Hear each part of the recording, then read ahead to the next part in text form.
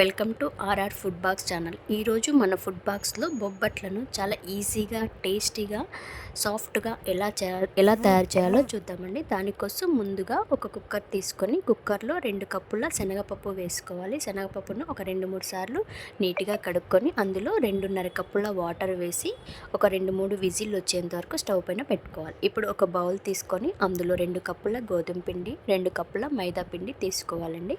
ఇప్పుడు ఇవి 2 కలిపి చేయడం వల్ల మనకు సాఫ్ట్గా వస్తాయండి. ఇందులో కొద్దిగా సాల్ట్, కొద్దిగా పసుపు వేసుకోవాలి. పసుపు అనేది ఆప్షన్ అండి, నేను కలర్ కోసం వేసుకున్నానండి. ఇదంతా ఒకసారి బాగా కలుపుకొని ఇందులో కొద్దిగా కొద్దిగా వాటర్ వేసుకుంటూ నిదానంగా సాఫ్ట్గా కలుపుకోవాలండి. ఇలా సాఫ్ట్గా అయ్యాక ఇప్పుడు ఇందులో నెయ్యి తినేవాళ్ళు నెయ్యి వేసుకోవచ్చండి. నేను ఆయిల్తో చేసుకుంటున్నానండి. ఆయిల్ వేసి పిండి ముద్దను మెత్తగా కలుపుకొని ఇలా పక్కన పెట్టుకోవాలండి. టైం ఉంటే ఒక 1 అవర్ అయినా పక్కన పెట్టండి.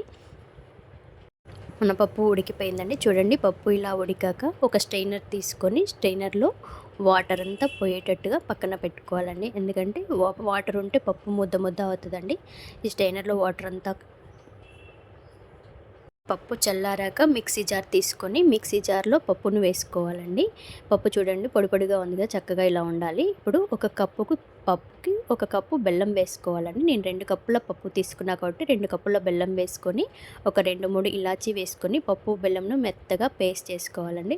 చూడండి, మన పప్పు బెల్లం మొత్తం మెత్తగా అయింది కదా. ఇది ఒకసారి బాగా కలుపుకొని మీకు ఎంత సైజులో కావాలో అంత సైజులో పప్పు బాల్స్ని చేసుకొని ఒక పక్కన పెట్టుకోవాలండి. నేను మీడియం సైజ్ బాల్స్ చేసుకున్నానండి. చూడండి, ఇప్పుడు ఒక బటర్ పేపర్ తీసుకొని దానికి కొద్దిగా ఆయిల్ రాసి కొద్దిగా పిండి తీసుకొని పిండిని కొద్దిగా నిదానంగా ప్రెస్ చేయాలండి. నిదానంగా ప్రెస్ చేశాక దీని మధ్యలో పప్పు ముద్దను పెట్టేసుకొని చుట్టూ చక్కగా క్లోజ్ చేయాలండి. మీకు చేతితో అలవాటు లేకపోతే ప్రెస్తో చేసుకోండి. నేను చేతితో చేసుకుంటున్నానండి. ఇలా మొత్తం చుట్టూ చక్కగా క్లోజ్ చేశాక మళ్ళీ మరొకసారి నిదానంగా ప్రెస్ చేయాలండి. గట్టిగా అదుమకూడదండి, నిదానంగా ప్రెస్ చేస్తేనే చక్కగా వస్తాయండి.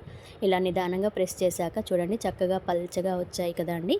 ఇలా ఇంత సైజులో వస్తే సరిపోతుందండి. చూడండి, మీరు మరీ పెద్దగా కావాలంటే పెద్దగా చేసుకోండి. పిండి ముందు పెద్దగా పెడితే పెద్దగా వస్తుంది.